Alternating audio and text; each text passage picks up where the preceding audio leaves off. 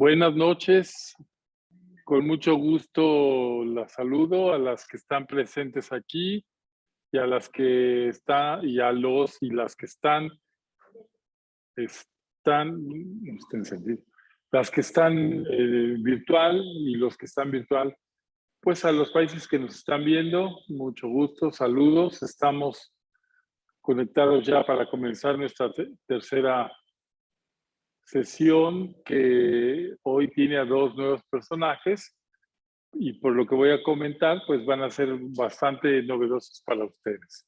Vamos a comenzar invocando a María nuestra Madre, en el nombre del Padre, del Hijo y del Espíritu Santo. El ángel del Señor anunció a María: Dios te salve María, llena de gracia, el Señor es contigo. Bendita entre las mujeres y bendito el fruto de tu vientre, Jesús.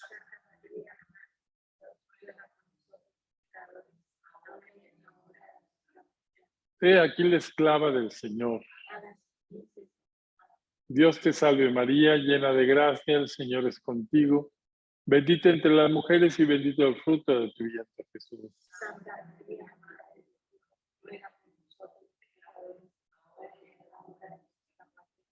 El Verbo se hizo carne. Dios te salve María, llena de gracia, el Señor es contigo. Bendita entre las mujeres y bendito el fruto de tu vientre, Jesús.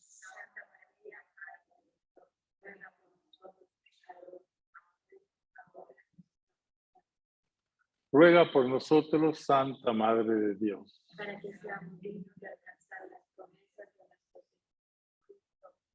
Infunde, Señor, tu gracia en nuestros corazones para que nosotros, que por el anuncio del ángel conocimos el misterio de la encarnación de tu Hijo Jesús, a través de su pasión y cruz lleguemos a la gloria de la resurrección.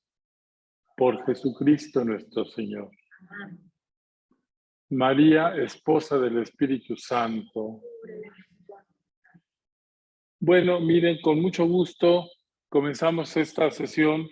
En esta ocasión nos toca conocer un poco más de los dos personajes protagonistas de la Espiritualidad de la Cruz, que son el venerable Ramón Ibarra González y el venerable Moisés Lira Serafín, misionero del Espíritu Santo. En la encuesta que ustedes hicieron en la primera, en el primer curso que tuvimos, en la primera sesión del curso, aquí decíamos que a Concepción Cabrera, pues se le conoce, pues, en general, regular.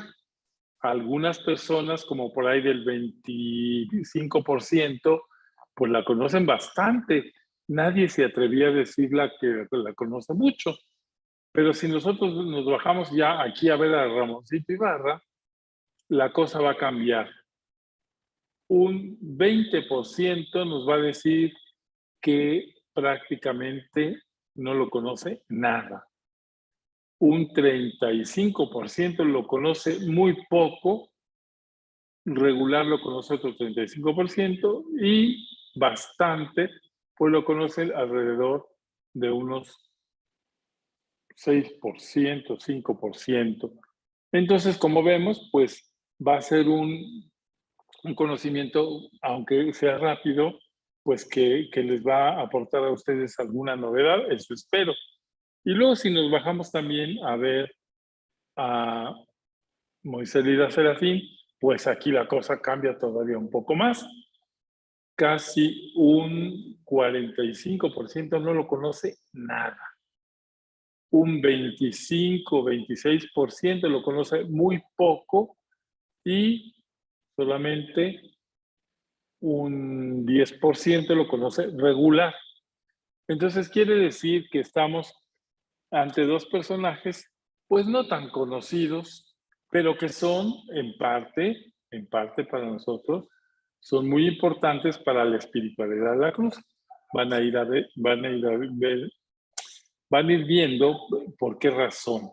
Lo primero que hacemos es presentarles a Ramón Ibarra González.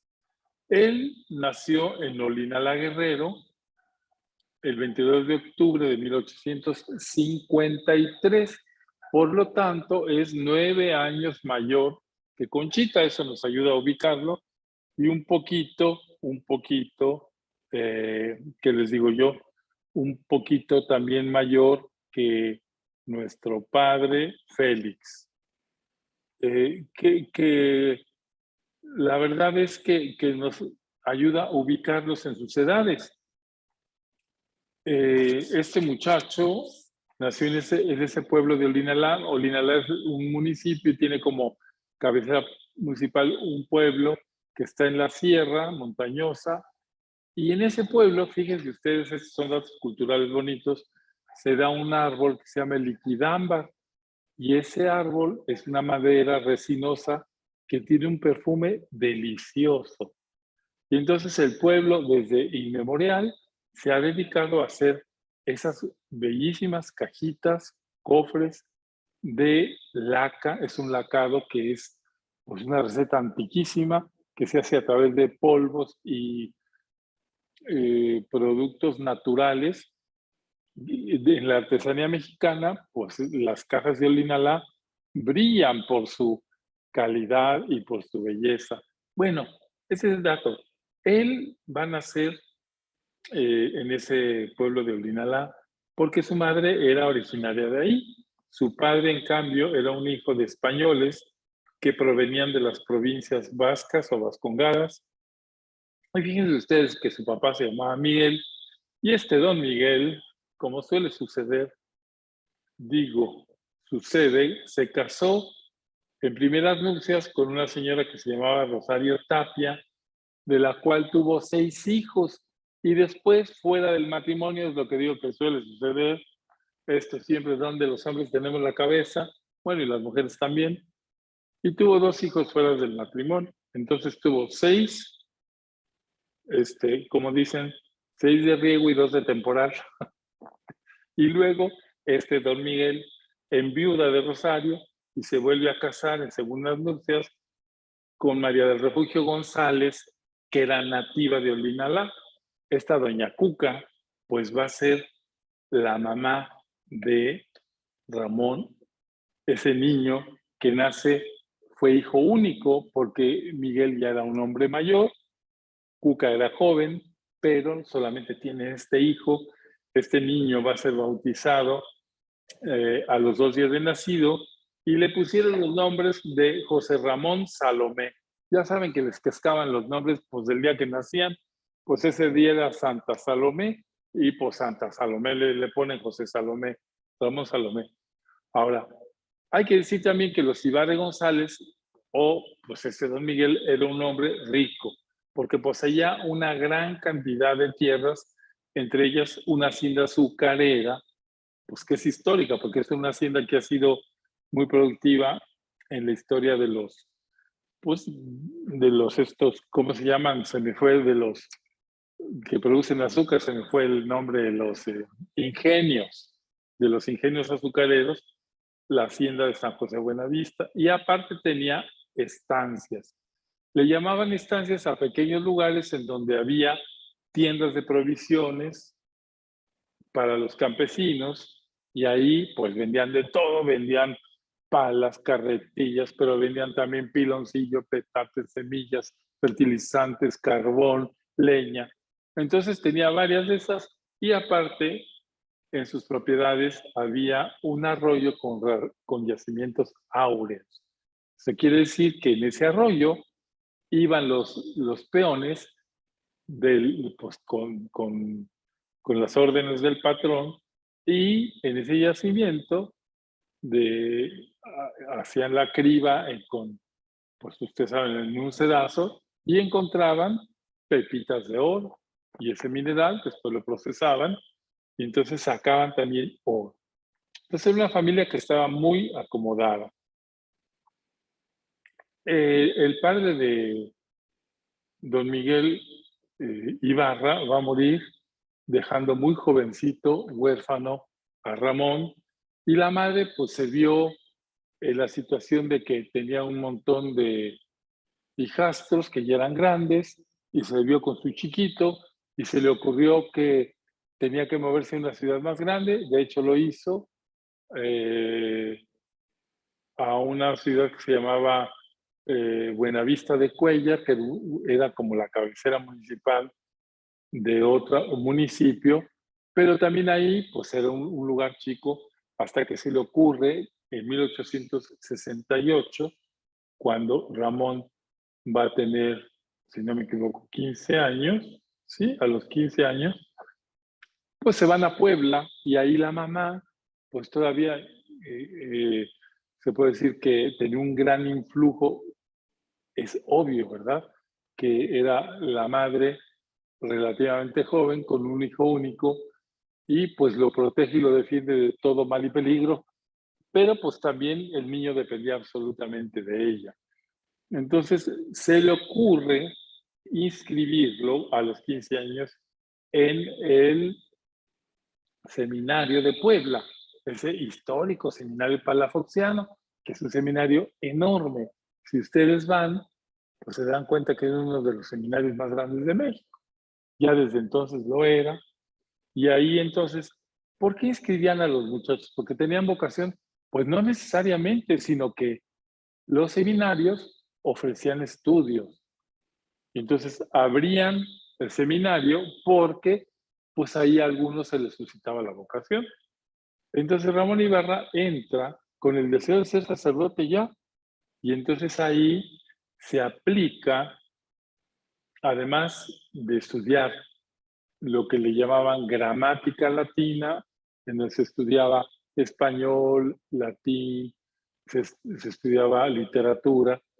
Ahí en ese seminario va a ser su filosofía, su teología, pero además él tenía una gran sed de conocimientos y se va a inscribir en un colegio que se llama Carolino para cursar física. Y una cosa que vamos a destacar en Ramón desde el principio es su gran capacidad intelectual. Era aplicadísimo, sacando siempre las mejores calificaciones. En aquel tiempo, ahorita esto se vería un poco chocante, pero hacían exámenes públicos para, o sea, el seminario buscaba el mejor alumno para que hiciera un examen público, una disertación público porque iba la gente, y entonces se lucían hablando latín, resolviendo problemas filosóficos, y lo que consta es que Ramón cada año era escogido para hacer los exámenes públicos. Entonces descolló este talento, no pasó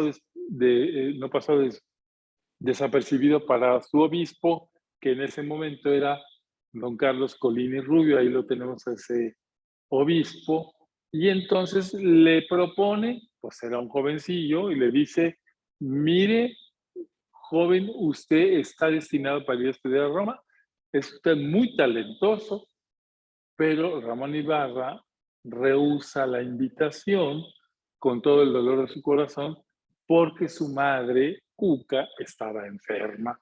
Entonces él sintió que no era buen momento, que no era una cosa adecuada dejarlo.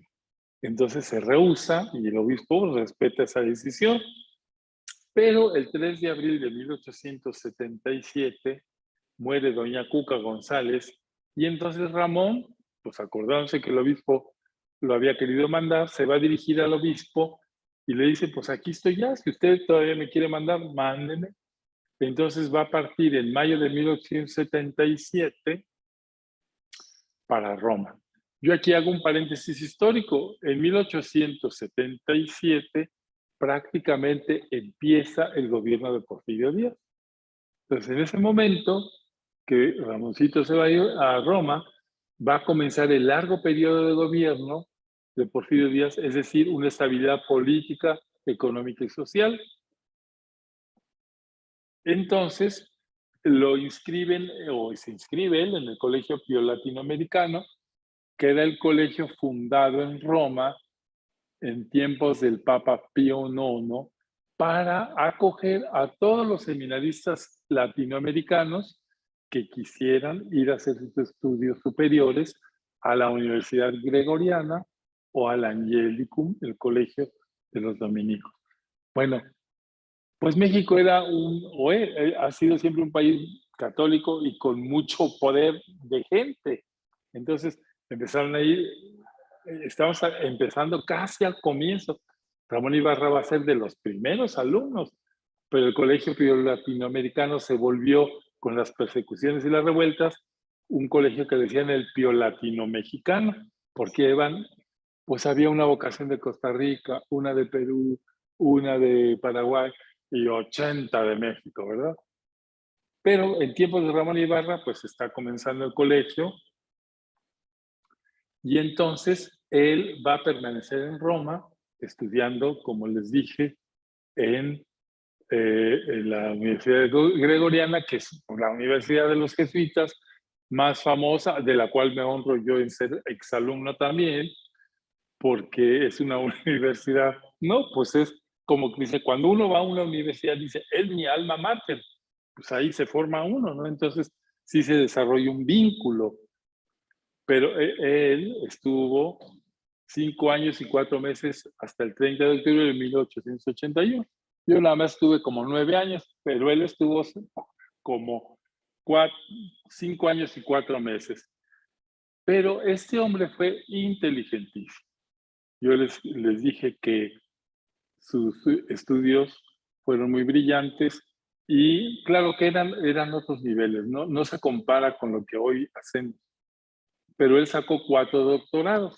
Sacó el doctorado en filosofía, el doctorado en teología dogmática y el doctorado en derecho canónico y en derecho civil.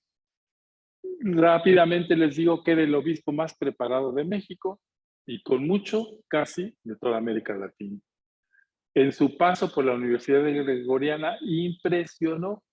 No era fácil en un lugar donde van alumnos de todo el mundo. Yo hice una investigación cuando escribí mi tesis doctoral sobre el clero y en los registros que ponen de Ibarra siempre ponen los jesuitas son absolutamente parcos para alabar.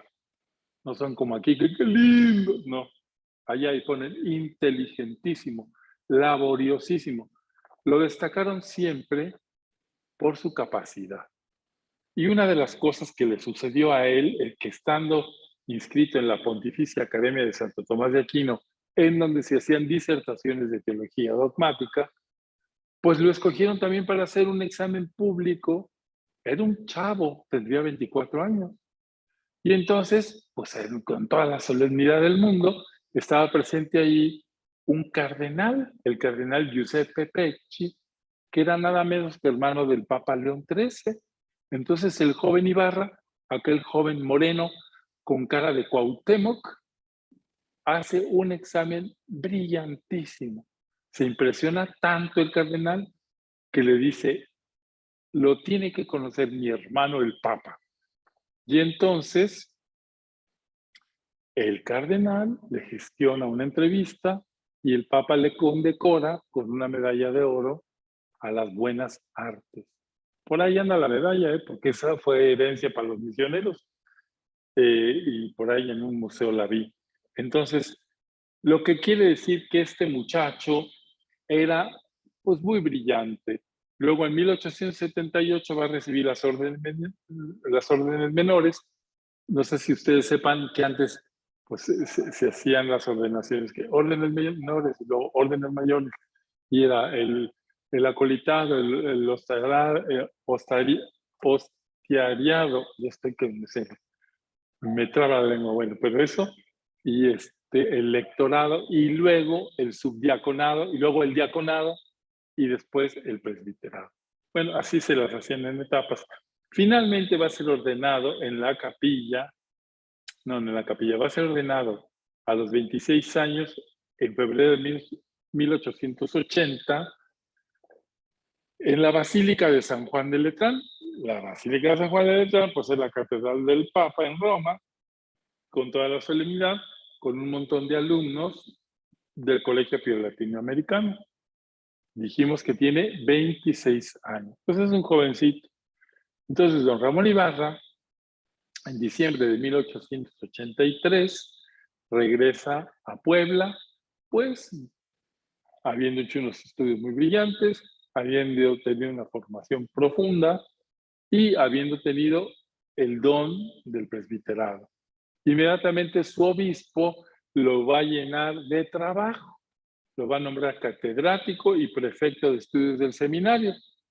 Para los que no sepan qué es el prefecto, no perfecto, sino prefecto, es aquel que organiza el plan de estudios de los seminaristas.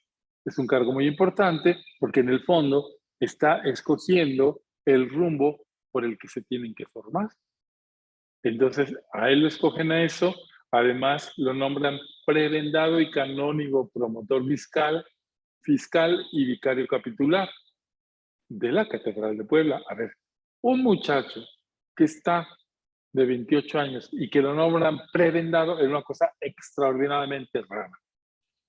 Prebendado quiere decir que tiene una prebenda, es decir, un pago, es decir, una categoría, un don. ¿Por qué hacían eso? Pues generalmente los obispos lo hacen a su clero viejo, que ha tenido un montón de méritos, que han trabajado años y que dicen, este pobre viejito necesita una prebenda, es decir, una paguita. Pero este era un muchacho y lo nombran vicario capitular. Si nosotros nos ponemos a estudiar, fue o ha sido el vicario capitular más joven que ha tenido Puebla. ¿Por qué? Pues ya nada más quiere decir que era un hombre absolutamente brillante, reconocido. Miren, pues sé que son los chismes históricos, ¿verdad? Cuando en México, cuando él era ya, aquí está de sacerdote recién ordenado en Puebla, cuando él era ya arzobispo de Puebla, mandaron un visitador apostólico de Roma que era quisquilloso, que le parecía todo horrible, tercermundista, fodongo, sucio, como suelen suceder a algunos europeos. Y de todos los obispos que vio, reprobó a todos, menos a Monseñor Ibarra.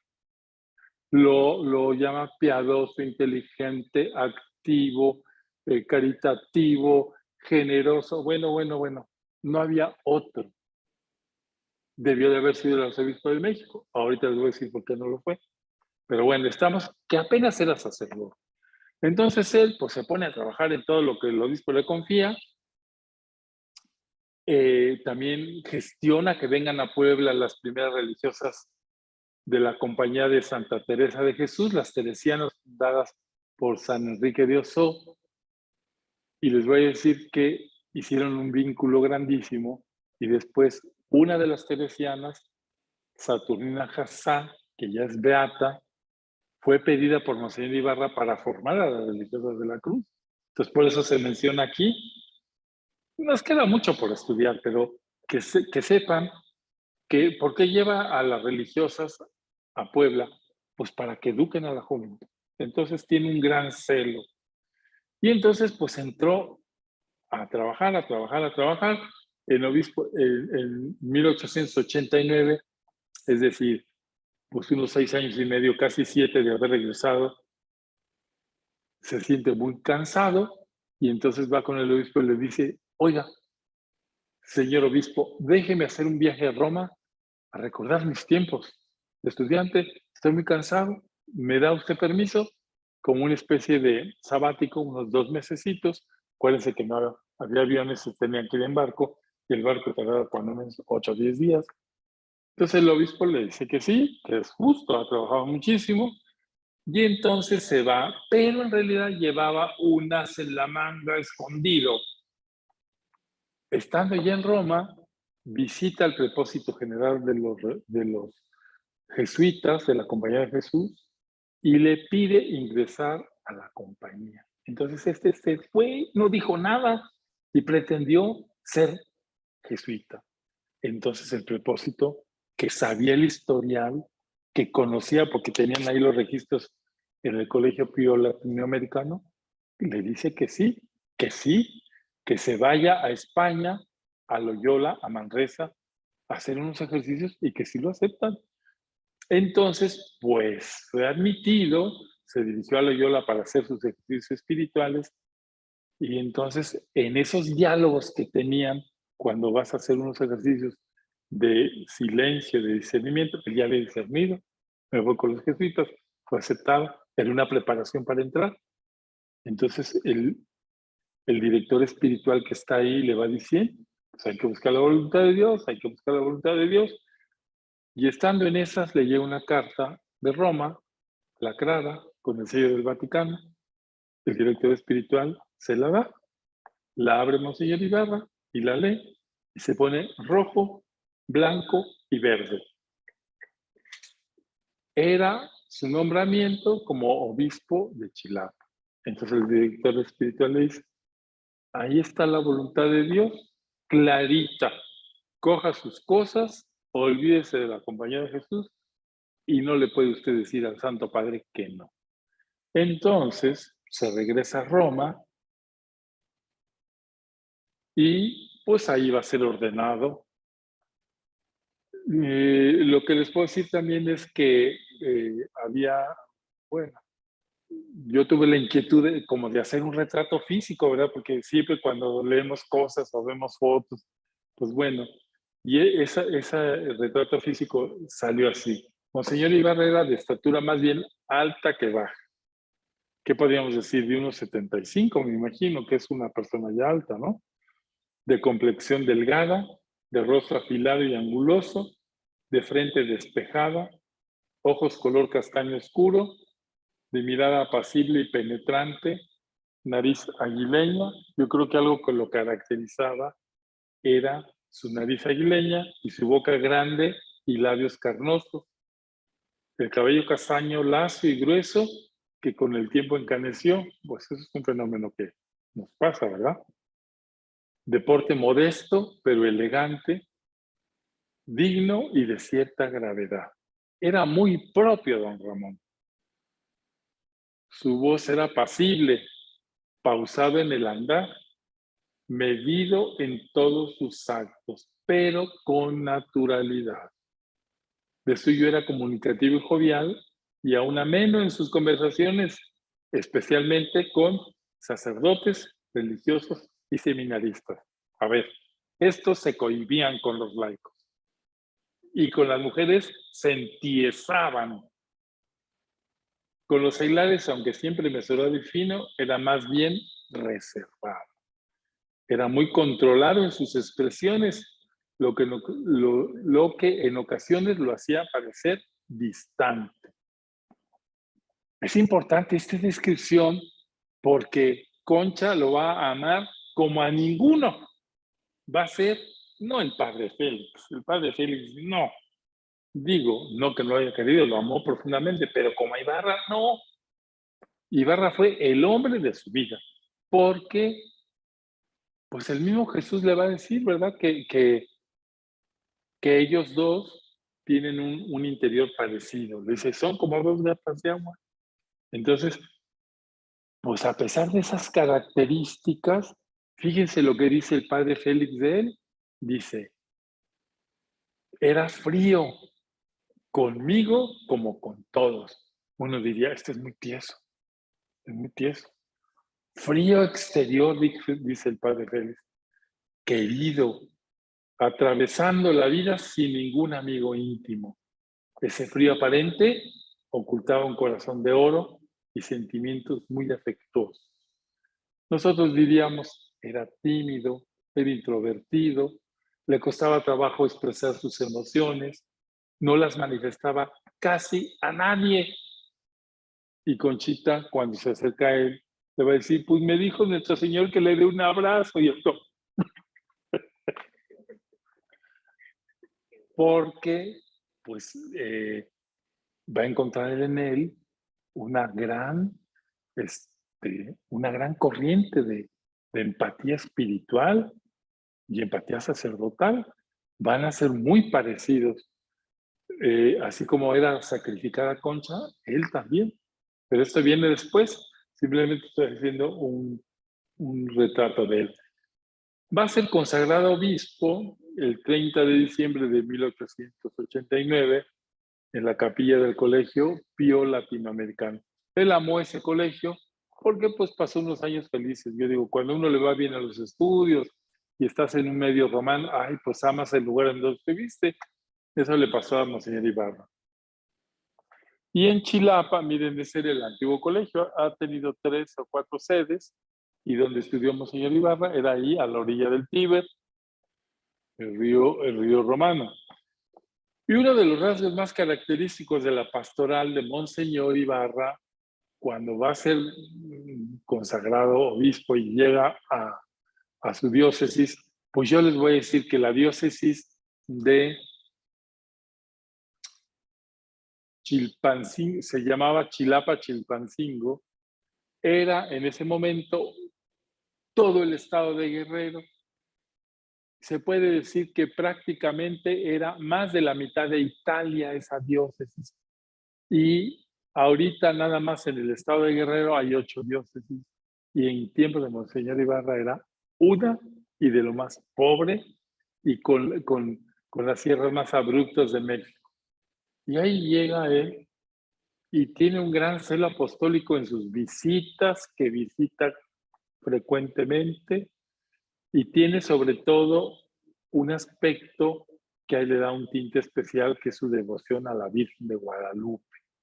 Él, ligado a esta idea de que la Virgen de Guadalupe es la estrella de la evangelización, y dado su proyecto, su preocupación por los más pobres y marginados de su diócesis, que eran los indígenas, pues se le ocurre fundar un instituto dedicado a llevarle la buena nueva, un instituto religioso, que va a llamar Instituto de los Misioneros Guadalupanos.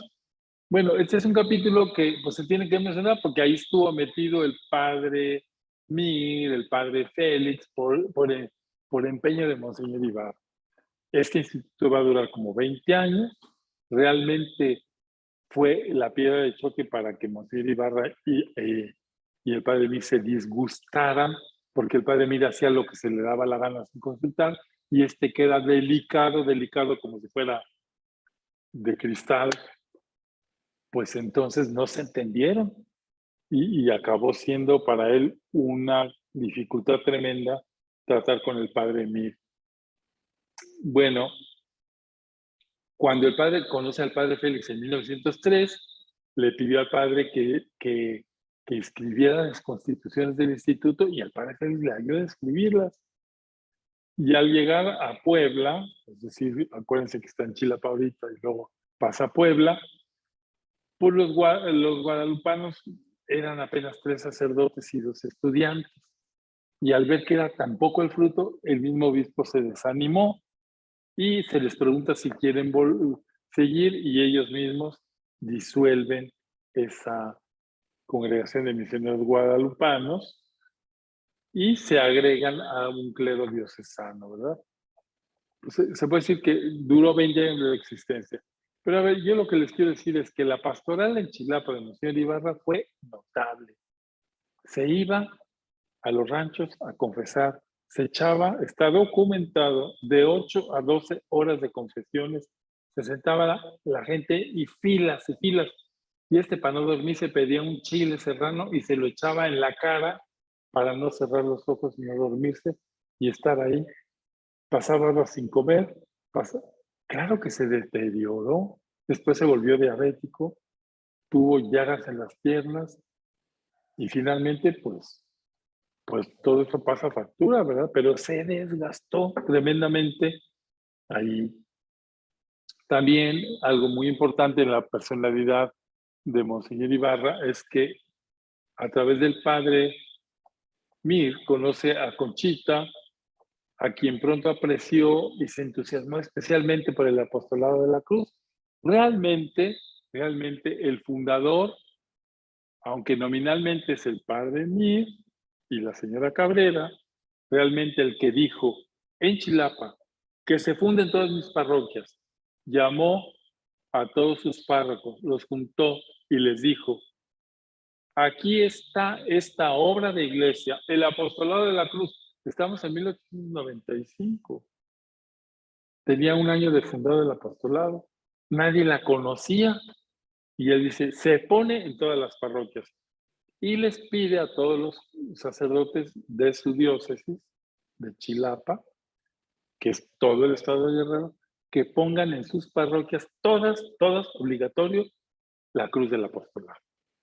Entonces, señor, señora, si usted viaja, turistea por Guerrero, si va a Acapulco, si va a Chilapa, si va a Tasco, si va pues a todos los lugares de Guerrero, vaya usted a la parroquia y encontrará la cruz del apostolado. La gente de aquí y de allá viajan a Tasco. La iglesia más hermosa de Tasco, ¿cuál es? Santa Prisca, aquella iglesia barroca. Bueno, en el atrio de la iglesia hay una cruz del apostolado de hierro absolutamente original, puesta por Monseñor Ibarra. Entonces, él les pide a todos los sacerdotes que trabajen en esa obra que está hecha para regenerar a la humanidad. Bueno, también lo sabemos, hay tres etapas, o distinguimos tres etapas respecto a la actitud de Monseñor Ibarra con las obras de la cruz. La primera es que las apoya con entusiasmo. Funda el apostolado de la cruz en su parroquia, ayuda a las religiosas de la cruz en su fundación en 1897, pero con los desaguisados que tuvo con el padre Mir por los guadalupanos y por las intromisiones del padre Mir con las religiosas de la cruz, Monseñor Ibarra se aleja, ve que aquello está muy raro, lo ve muy sospechoso, no le gusta, le acaba cayendo gordísimo el catalán tan necio y se hace a un lado. Y entonces dice una frase, no, las obras de la cruz son de Dios, pero la forma de llevarlas, no. Y yo me hago a un lado. Aquí sucedió un fenómeno. Conchita, que era Conchita, jamás dejó de escribirle, ya lo conocía, lo amaba y le decía, fíjese que hoy se fundó un nuevo grupo de apostolado en tal lugar. Fíjese que entraron 4 religiosas con las de... Le contaba y le contaba y le contaba. O sea que lo mantuvo al tanto de todo lo que iba pasando en las obras de la cruz. Entonces, ese retiro de Monseñor Ibarra va a durar de 1903, que es cuando se dividen las religiosas de la cruz, cuando el padre Félix está ahí metido y se tiene que ir a Francia, hasta finales de 1907. Entonces, esos años va así, y luego ya después de eso, más o menos en 1908 finales, les da un apoyo total. Un apoyo total. ¿Qué pasó? Pues no sabemos bien qué pasó, pero sí sabemos. Él decide hacer unos ejercicios en Ocotlán. Ocotlán es un santuario insigne en el estado de Tlaxcala, que en ese momento pertenecía a la arquidiócesis de Puebla o a Puebla, y ahí había una casa de ejercicios, devotísimo de la Virgen, va y se hace sus ejercicios, y ahí la Virgen le habló, porque sale con la resolución total de entregar su vida a las obras de la cruz. Entonces va con ella Concha Cabrera y le dice, no como el padre Félix, sino Pío, aquí estoy para usted diga qué tengo que hacer. Entonces, ¿cómo se llama? Monseñor Ibarra, pues se va a volver el padre de las obras de la cruz. Ahorita vamos a ver cuál es el motivo para eso. Entonces, cuando estaba en Chilapa, termina digamos que su misión, su ejercicio ahí, cuando es nombrado obispo de Puebla el 19 de abril de 1902. Se encontraba Monseñor Ibarra haciendo su visita pastoral en Acapulco, y entonces una tarde, como a las 6 de la tarde de un 16 de enero de 1902, hubo un terrible terremoto. Ya ven que los que somos, bueno, ustedes que son de países que tiemblan, como son la mayoría de los países americanos, bueno, ese terrible terremoto sobre todo el estado de Guerrero dejó casi en ruinas la mayoría de las iglesias del obispado. Y estando en esa visita pastoral en Acapulco, va a recibir la noticia de que el Papa León XIII lo trasladaba a Puebla. Le dolió hasta el alma, pero no le dieron permiso de quedarse en su arquidiócesis, en su diócesis de Chilapa, y lo nombran de tal manera que en agosto, perdón, que inmediatamente lo trasladan a Puebla, estamos en enero, Y entonces, llegando a Puebla, llega un decreto también del Papa León XIII, en donde elevan la diócesis a arquidiócesis. Y entonces es el último obispo de Puebla y el primer arzobispo. ¿Qué quiere decir que sea arzobispo? Me preguntaban en la mañana. Bueno, el arzobispado es porque es la sede metropolitana. Vamos a ver, les voy a dar un ejemplo muy sencillo. San José es la metrópoli, pero bueno, como Costa Rica es chiquititín, tiene un solo arzobispo, que es Monseñor José Rafael Quesada. Y tiene todas las demás diócesis son sufragáneas. ¿Qué quiere decir? Pues que de alguna manera es la mamá con las hijas, ¿verdad? No es que tengan que obedecer exactamente todo porque los obispos ni se meten, los metropolitas, pero sí puede convocar a un sínodo, sí puede dar directrices que todas las sufragáneas tienen que llevar. Entonces, pues es un honor que una diócesis sea elevada a arquidiócesis. La diócesis de Puebla es la más antigua del continente americano. Fue nombrada por el Papa León X, nombrada como con la bula carolense. Estamos en tiempos de Carlos V. Y entonces se le da la sede de Tlaxcala, Puebla, y se dice que va a estar en Tlaxcala y que termina en Yucatán. No conocía en México entonces, ¿verdad? Entonces, pero es la primera diócesis mexicana. Muy honroso que le hayan dado a Tlaxcala el lugar, porque los tlaxcaltecas habían ayudado a Hernán Cortés a la rebelión contra los aztecas. Entonces, por eso se llama la bula, digo, por eso ¿cómo se llama? La concesión está dada así, luego ya vieron que Tlaxcala pues, era un pueblito y Puebla se fue haciendo una gran ciudad, entonces los obispos deciden poner la sede en Puebla y no en Tlaxcala. Y ahí se desarrolló. Bueno, Monseñor Ibarra, acordémonos que tenía un gran deseo de una vida interior profunda, por eso quiso ser jesuita. Y entonces, en un viaje que hace a Roma, ya en 1909, para pedir la fundación de los religiosos de la Cruz, entonces el Papa Pío X le concede un indulto especial y le dice que puede hacer sus votos y puede profesar como religioso de la cruz, pero sin dejar su arzobispado. O sea que es una cosa íntima, secreta, y es por lo mismo el primer misionero del Espíritu Santo, en 1909. En nuestras listas de los misioneros del Espíritu Santo que hemos en toda la congregación, el primero que profesó como religioso fue Monseñor Ibarra, porque todavía no existía el instituto y ya era religioso de la cruz. Bueno, yo no he contado cómo conoció Ibarra a Conchita, pues lo va a conocer en 1895, cuando él se empeñó el día de la coronación de Nuestra Señora de Guadalupe, coronación pontificia, el 12 de octubre de 1895, se empeñó en poner en la colina del Tepeyac la cruz del apostolado. Ustedes que han visitado el Tepeyac y han subido la colina, pues ahí está la cruz. Esa cruz fue iniciativa de Monseñor Ibarra. Entonces ese día iba Conchita y miles, cientos de miles de peregrinos.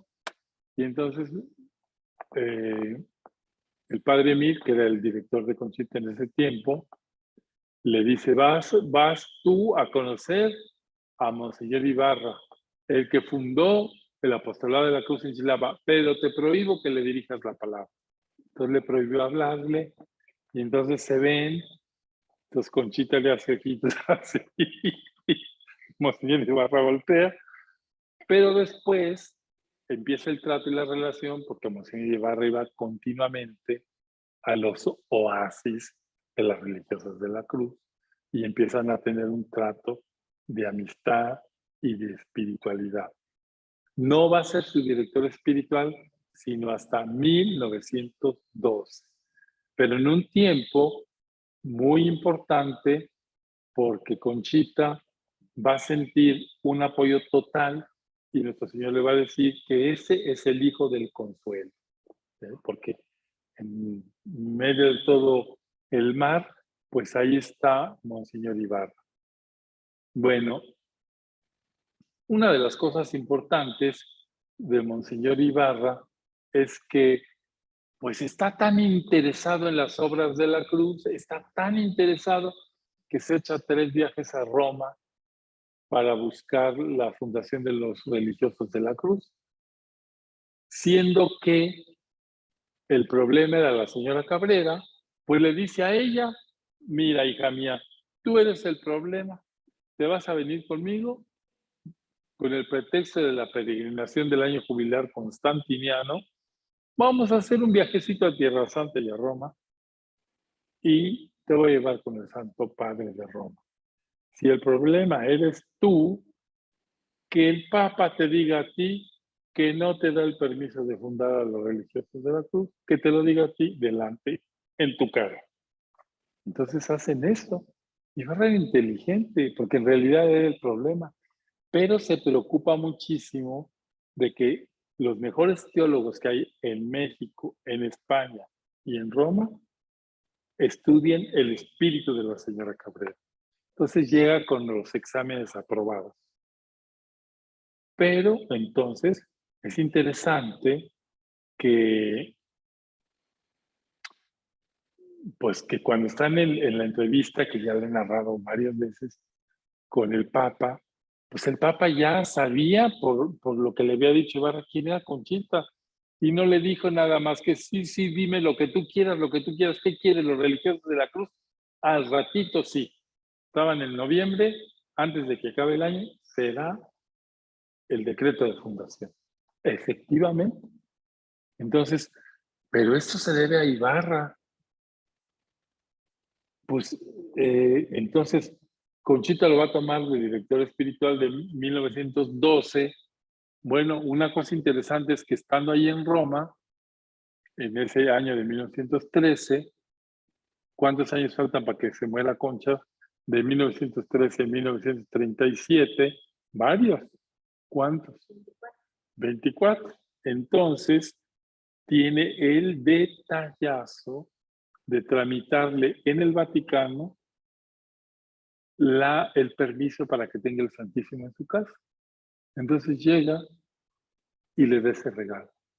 Le dice, mire, esto es para usted. Claro, o sea, para Concha fue eso. Yo creo que no pudo haber tenido un regalo mejor que eso. Entonces se fue concedido en 1913 con ese viaje y desde entonces Concha tuvo el permiso de tener una capilla privada, el Santísimo, y celebrar misas, quien fuera. Pues a todo se le debe a él, ¿verdad? Podemos decir que los examinadores de Concha que le procuró Monseñor Ibarra y que fueron examinadores cuidadosos de los escritos, del espíritu, pues dijeron 3 cosas, ¿verdad? La primera, que no estaba loca. La segunda, que no era una alucinada. Y la tercera, que su experiencia de Dios era válida. Entonces, pues también eso pesó enormemente en la manera como fue acogida la Fundación de los Misioneros y la misma señora, ¿verdad? Y esto se le debe a Ibarra. Por eso, pues hay que pensar que, fíjese, y además Conchita decía, para que veamos que pues las gracias de Dios vienen envueltas de todo, de todas las maneras. Y fíjese, y no era así como Monseñor Ibarra, pero miren lo que decía Conchita. Dice que Monseñor Ibarra era de carácter muy sensible. Se lastimaba por cosas insignificantes. Pobre Concha, tendría que andar de puntitas para no molestarlo. Y le va a dar el título porque el Señor le dijo del Hijo del Consuelo. Y en 1914 para sustraerse a la persecución carrancista, que fue terrible en Puebla, a Monseñor Ibarra se le ocurre irse a esconder a la Ciudad de México y está absolutamente destrozado porque ve toda su obra. Había fundado una universidad pontificia que se llamaba la Universidad, ya se me fue el nombre. Bueno, la Universidad de Puebla, de la Universidad de Puebla, para estudios de los teólogos, de los abogados de la Inmaculada Concepción. Y entonces va y se refugia a la Ciudad de México y nada más oye cómo destruyen el seminario, destruyeron la biblioteca de no sé qué, robaron el arzobispado y todo lo vive pues escondido, amargado, llorando, haciendo penitencia y estuvo un ratito con las monjas de la Visitación y finalmente el 13 de noviembre de 1916 coge su maletita, se va a la casa de doña Concha Cabrera, toca la puerta y le dijo: hija, tengo hambre de hablar de Dios, tengo hambre de hablar de Dios, vengo a morir a tu casa. Y Conchita, pues se le coaguló el semblante porque de gusto y de susto, porque era delicadísimo y porque era una responsabilidad tremenda. Ahora yo digo una cosa, miren, aquí hay un signo muy interesante. Ibarra había sido un hombre intachable, que no se había dejado acercar nada extraño y decide ir a morir a los brazos de una señora, porque eso fue lo que pasó. Eso fue lo que pasó. Entonces, miren, en el fondo, todas las tentaciones que tuvo en su vida final Ibarra es si él se había dejado engañar por esa señora, si había sido un credulón, si no era de Dios eso. Pero la apuesta que hace al final es hasta el fondo, a morir contigo. Y obvio, cuando uno estudia la vida de Monseñor Ibarra, dices, pues sí fue una apuesta muy arriesgada. Se pudo haber quedado a morir con las monjas, ¿no? Y entonces Conchita lo asistió en su último momento, le rezó lo que se llamaba la estación de los agonizantes, le dijo las calculatorias que le tenía que decir al oído y le cerró los ojos. Y a su alrededor había varios sacerdotes de la diócesis de Puebla que se enteraron que estaba agonizando y fueron. Y ella fue la mamá. Y todavía cuenta que ya muerto, se sale para que lo vistan y luego ella dice, le hice el último servicio. Le lavó las patas, pues, las piernecitas que estaban llagadas y se las vendó y se las besó. Entonces, bueno, es una historia que es interesante y Conchita, ya que se muere Monseñor Ibarra, pues se siente acongojada a morir. Era su director espiritual, su padre, el que había insertado las obras en el vivero de la iglesia, el que las había hecho crecer, el que había dado la vida por ellas. Y luego todavía que tenía su dinerito, casas, una iglesia, las hereda a las obras de la cruz, a los misioneros, a las religiosas de la cruz, sus cálices, sus anillos, sus pectorales, sus pastorales, todo le hereda a las obras de la cruz.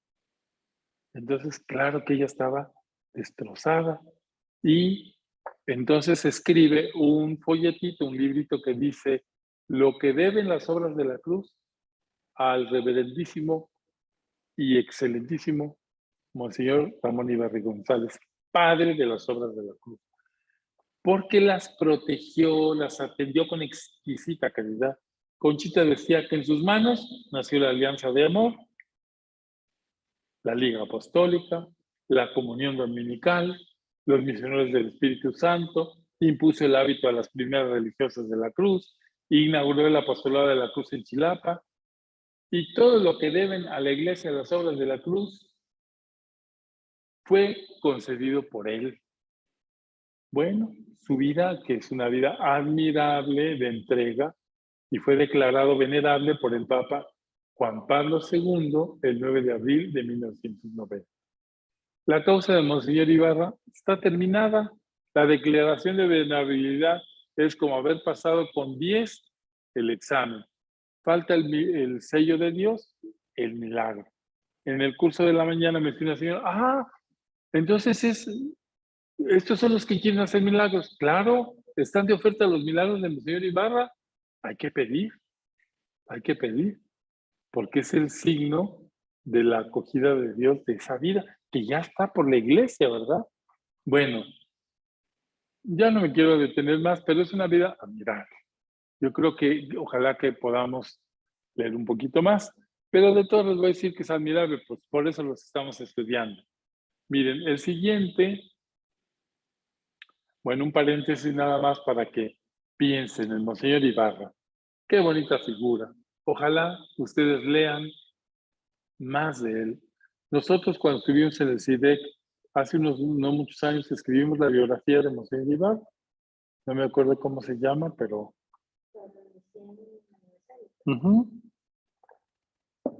Pero es una biografía muy bonita. Pueden conocer de él todo. Bueno, ahora vamos a entrar en otra fase. Miren, el primer misionero del Espíritu Santo, primer novicio, se llamó Moisés Lira Serafín, que andando los años va a ser fundador de una congregación religiosa. Por si en el tramado no lo digo al principio, las misioneras de la Caridad de María Inmaculada. Se le conoce a este hermano nuestro como apóstol de la caridad de Cristo y de la vida interior, como modelo y maestro de la infancia espiritual. Bueno, este muchachito, véanlo, pues me da pena decirlo, pero está feicito. Luego me dicen, ay, padre, no digas eso. Bueno, pues es que se ve.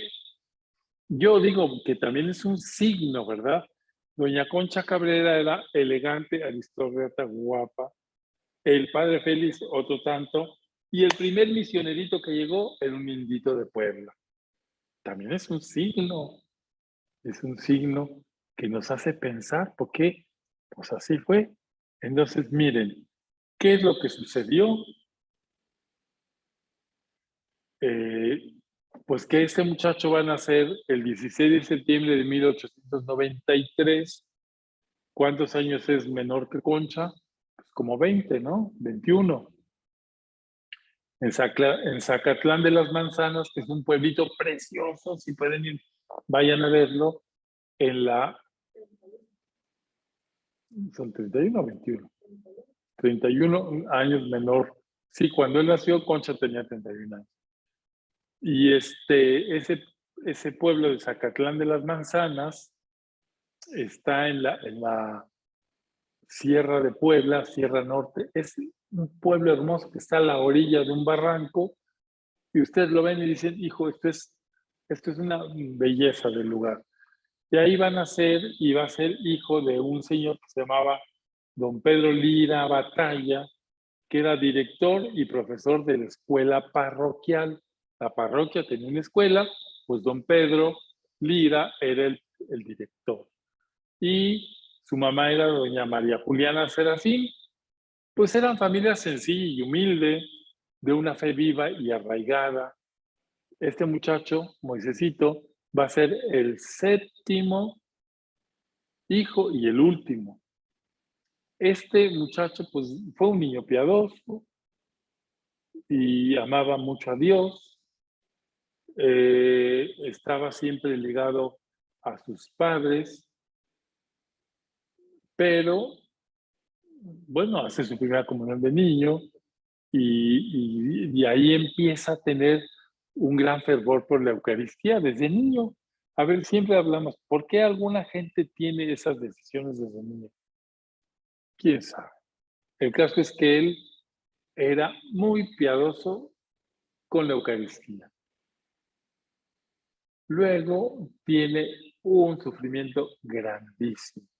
porque cuando acababa de cumplir los 5 años, muere su mamá. Es un drama para un niño de 5 años quedar huérfano de madre. De padre es feo, pero de madre es terrible, porque el papá pues, se vio obligado a trabajar aquí y allá, entonces cambiaban al párroco y el párroco se llevaba al director de su escuelita a otro lugar. Entonces la familia empezó una vida itinerante hasta que don Pedro pues se casó con otra señora. Y la otra señora le dijo, ay no, deja a tu hijito en el curato y vámonos tú y yo. Y así lo hacen y dejan a Moisés con su hermana mayor. Y el papá, adiós muy buenos. No es que no lo quisiera, pero no estaba con él. Entonces, pues eso era muy triste. Dicen los biógrafos de él que a pesar de este hecho, el muchachito, que era de carácter alegre y juguetón, pues no se amargó, sino que le gustaba vivir la vida normal. Bueno, él desde chiquillo expresa sus deseos de ser sacerdote y entonces, pues como era gente muy pobre, le van a buscar una bienhechora en Puebla. Zacatlán de las Manzanas es de la Sierra de Puebla, pertenecía a la arquidiócesis de Puebla. Entonces, esa señorita era muy estrictita, la pobre. Esas solteronas un poco estiradas, muy inflexibles, pero muy buena, muy buena. Entonces, se llamaba Petra Munive. Esta era una señorita que tenía dinero, era muy generosa y que ella buscaba muchachitos pobres que tuvieran vocación y les pagaba su formación. Pero aquí sucedió una cosa chistosa, ¿verdad? Que Petrita veía que el pobre Moisés sufría con que el papá sí iba y no iba, y entonces les puso una condición. Mire, joven, si usted quiere que yo lo ayude, usted tiene que renunciar a su papá.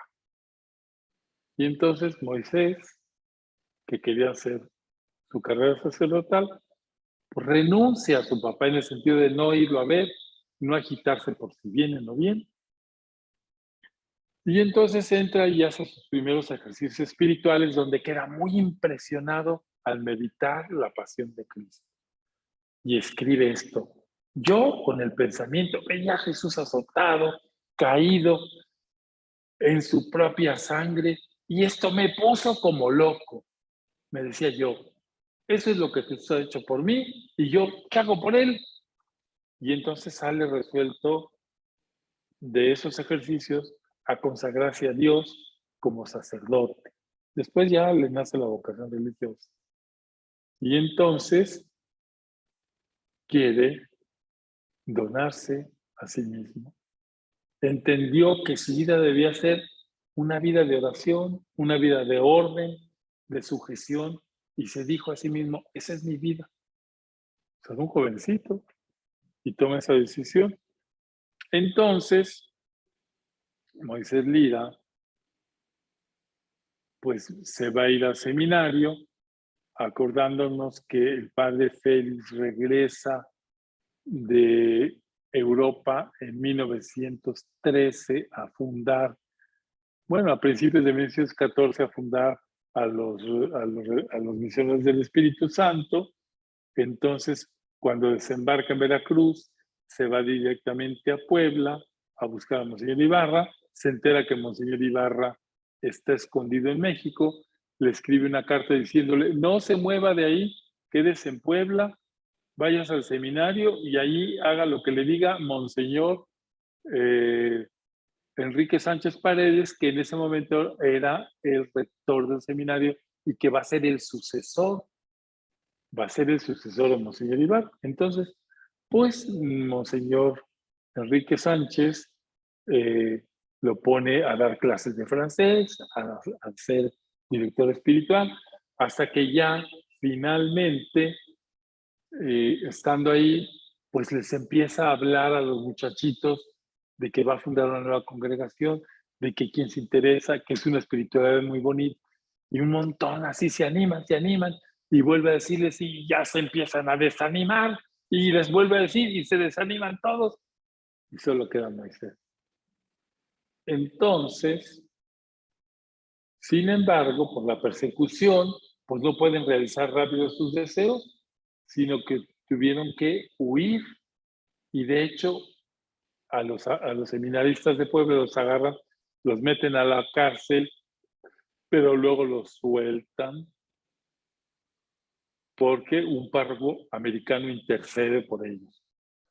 Bueno, el padre Félix volvió a buscar a Moisés porque ya había visto que tenía inquietud y 2 días antes de la fundación, o sea, el 23 de diciembre, viajan a México. En ese momento Moisés tiene 21 años, asiste a la Capilla de las Rosas como el primer novicio.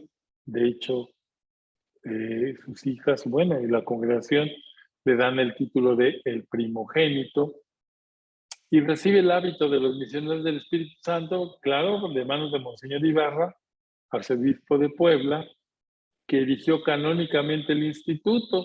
A esa fundación ya hemos oído que asistieron el padre Félix, Conchita, 2 religiosas de la Cruz, 2 de la Visitación, el matrimonio Álvarez y Casa, y ahí, pues, como en un pequeño nacimiento, nace esa humilde congregación.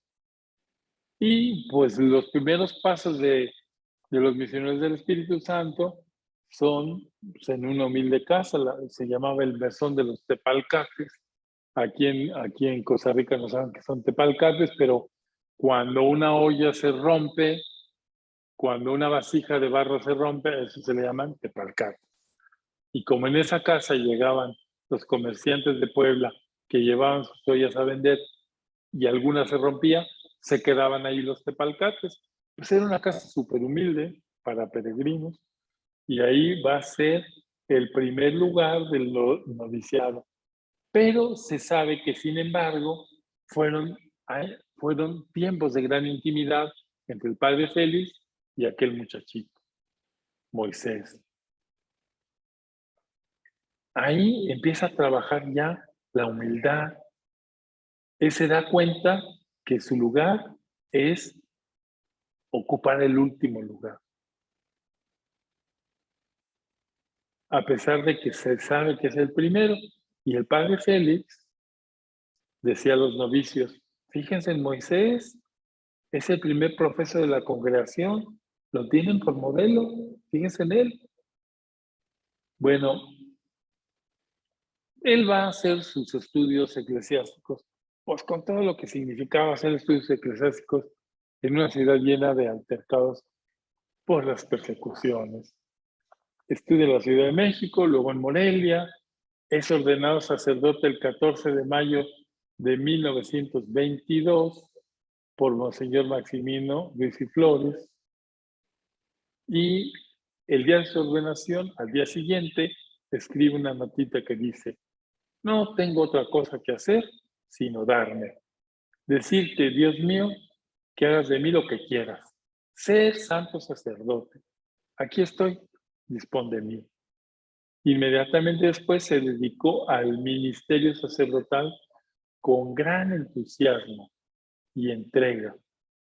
Tenía por ideal, esos son escritos de él, ser otro Cristo, apasionado por el Padre, con un gran amor inmenso a las almas como Jesús, bajo la acción del Espíritu Santo por María. O sea, esta dimensión trinitaria y mariana que se va a encontrar en Concha, en el Padre Félix, en el Señor Ibarra. Ser obediente hasta la muerte, muerte de cruz. Entonces él va a hacer sus votos perpetuos en 1922 en la Ciudad de México y se le queda como una frase que se repetía constantemente. Es necesario ser muy pequeño para ser un gran santo. Bueno, pues como joven sacerdote tiene un gran celo apostólico. Yo digo, mira, los misioneros del Espíritu Santo no paramos de tener ejemplos extraordinarios. Este es un ejemplo extraordinario. Fíjense que hubo una epidemia de viruela negra en la ciudad y él no le importó No había cubrebocas, no había lo que hay ahorita, sino que se lanzó a los hospitales y lazaretos para atender a los enfermos que estaban, pues que estaban mal, ¿verdad? Entonces se pone gravísimo, se pone al borde de la muerte. Su ministerio fue intensísimo. Quizá esa cadena de oración tan fuerte lo salva, pero él tenía por regla visitar hospitales, visitar cárceles, visitar asilos en medio de la persecución y sobre todo dedica un gran espacio a la dirección espiritual y a la confesión.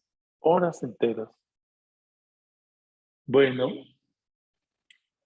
una cosa aquí importante es cuando fue enviado por el padre Félix a Roma en 1926, porque quería que estudiara el doctorado de teología en la Universidad Gregoriana.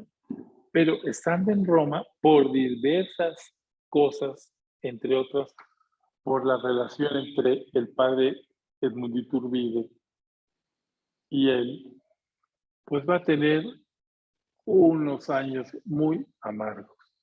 El padre Iturbide era un muchacho que había sido nombrado superior de la casa a los 26 años. Él era un príncipe, ese sí, alto, guapo, con una personalidad así. Y el otro pobre, pues ya lo ven. Entonces, pues cualquier cosita era un motivo pues, difícil para los dos. Entonces entra en una crisis espantosa, se sintió grandemente atribulado. El padre Iturbide le escribe al padre Félix, estas cosas son muy delicadas, y entonces le dice, ¿qué hacemos? Este parece que no quiere obedecer, y el padre Félix dice, no, en ese instituto hay que obedecer, y si no obedece, prescindimos de él.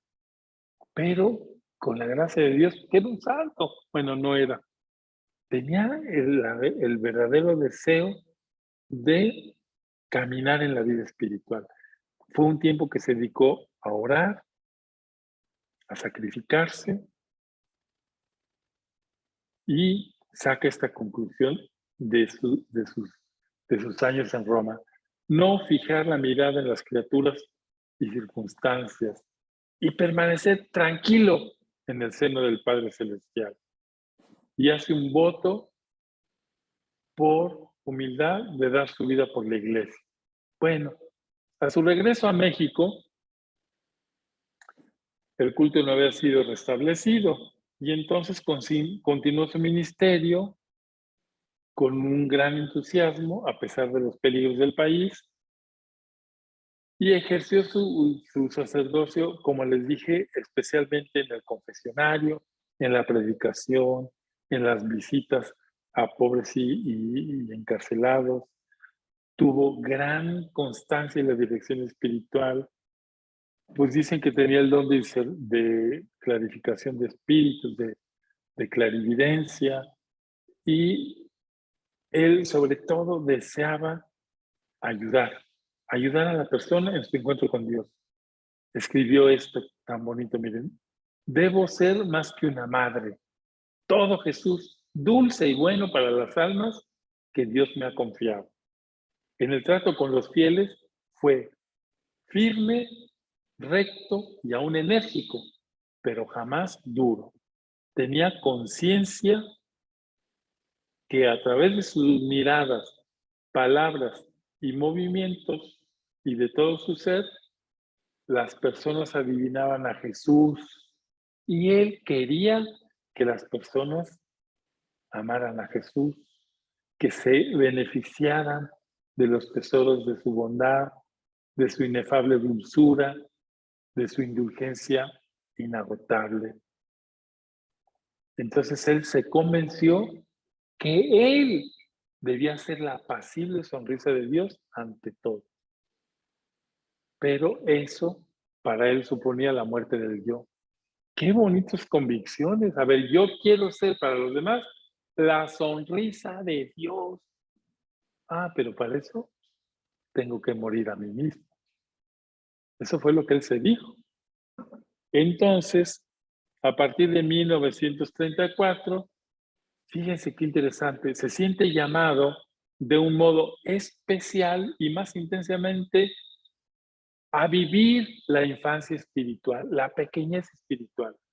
Hay que decir que estaba de moda el Caminito de Teresa de Lisieux, que había sido canonizado en 1924, pero él toma para sí, porque, a ver, también es que esta es una cosa que le ayudó su físico, su manera de ser. Entonces él dice, se convence, es que yo no soy nada. Se convence de eso y lo vive, pero en clave espiritual, no psicológica de soy una porquería, no, en clave espiritual, que es lo que verdaderamente vale. Entonces, él ve esa pequeñez para hacer obras de caridad en donde sea. Entonces tiene tal celo que siente que la bondad de Dios tiene que llegar a más gente. Y entonces por eso funda la Congregación de Misioneras de la Caridad de María Inmaculada y a ellas les lega esa vivencia de la infancia espiritual. Entonces, pues él está muy insertado, ¿verdad? En ese amor-dolor de la espiritualidad de la cruz, en esa atención amorosa que nos enseñó el Padre Félix, en esa generosidad en el sacrificio que nos enseñó Concha Cabrera, pero además tiene su tinte propio. Hijo pequeño, abandonado en los brazos de su madre, de amor, de confianza. Y ahí él descubre que su fidelidad tiene que ser constante a las cosas pequeñas. Entonces, para él fue vivir cada día de una manera extraordinaria lo pequeño. Fue modelo de caridad filial y adhesión a sus superiores. Veía en ellos a Dios con gran simplicidad y sencillez. Entonces, fíjense que cuando una persona decide, como les digo, no es una cosa psicológica, es un tesoro espiritual, es decir, yo soy pequeño para con Dios y para con los demás, oculto ante sí mismo.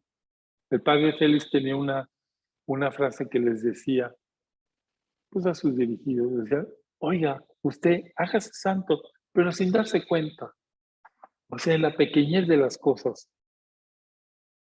Entonces, pues tuvo un ministerio muy fecundo, promotor vocacional, y él decía, me siento con un corazón muy grande para encerrar a todo el mundo, es decir, quisiera remediar todo mal con una inmensa caridad. O sea, que para él lo fundamental era hacer la caridad. Y bueno, desde luego que sufrió pues las incomprensiones, los achaques de la vida, las enfermedades. Y como les digo, que funda ese Instituto de Misioneros de la Caridad de María Inmaculada y estando pues ya muy maduro en el sentido espiritual, va a morir en 1950, entregó su vida de una manera sencilla, como había sido su vida, y muere desde luego en olor de santidad. Esto quiere decir que era un hombre lleno de virtudes.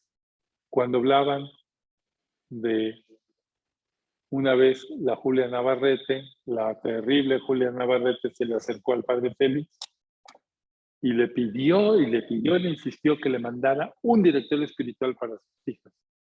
El padre, pues como que no quería, pero y después le dice, bueno, en un gran acto de caridad le dice, le voy a mandar al mejor de mis hijos. Y la manda a Moisés, para que dirija espiritualmente a sus monjitas. Entonces era una prueba de que él tenía pues ese carisma de la dirección espiritual. La causa de canonización del padre Moisés inició el 4 de febrero del año 2000, pues hace poquito, en la Arquidiócesis de México, y el 27 de marzo del 2013, en la ciudad de Roma, el Papa lo reconoció como venerable. ¿Qué le falta al padre Moisés Lira? Nada más los milagritos. Ya hay uno muy avanzado. Sus hijas, las misioneras de la caridad, están llevando a cabo pues el trabajo sobre esto. Y el lema del Padre Moisés es muy hermoso, es hago siempre el agrado de mi Padre. Entonces, nosotros, a ver, contamos con estos insignes personajes. Ya conocen ustedes un poquito más de Miguel Ibarra, ya conocen ustedes un poquito más de Moisés Lira Serafín, los dos venerables. Ahora, la tarea que les va a llegar una tarea que son 3 textos de Moisés Lira Serafín, 3 textos de Monseñor Ibarra, y ustedes los van a leer, los van a meditar, y yo de tarea les pido, les van a llegar a su WhatsApp.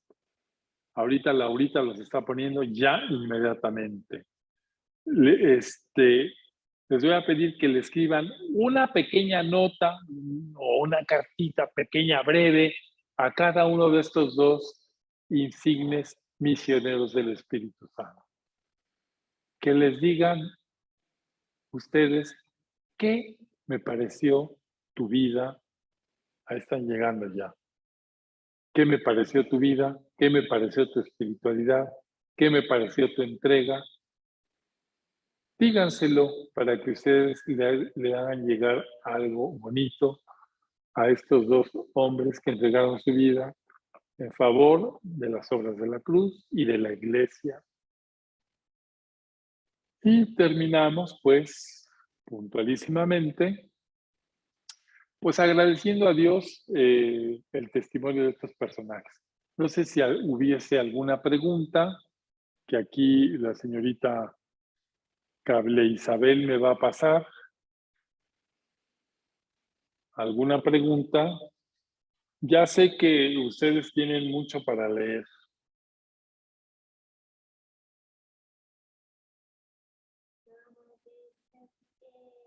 Su rostro muestra una persona llena de bondad. Sí, sí. Es un hombre que transmitía la bondad y la alegría.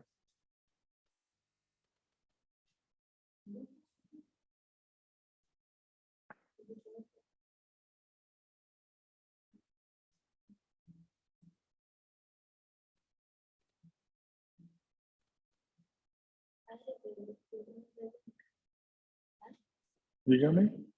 Él fundó esas religiosas. Son unas religiosas. Las religiosas misioneras de la Caridad María Inmaculada, que están en varios países. Pero digamos, esa pertenece a la cruz, aunque él sea misionero. Digamos, el que él las haya fundado son obras que pertenecen a la espiritualidad o nada que ver. Sí, son de la familia de la Cruz, obviamente, de la familia de la Cruz, y tienen casas en varios lugares de América y en África. Sí, sí, tienen una espiritualidad preciosa, pues es la espiritualidad de la Cruz con ese tinte muy mariano y con ese tinte muy de la espiritualidad de la infancia espiritual.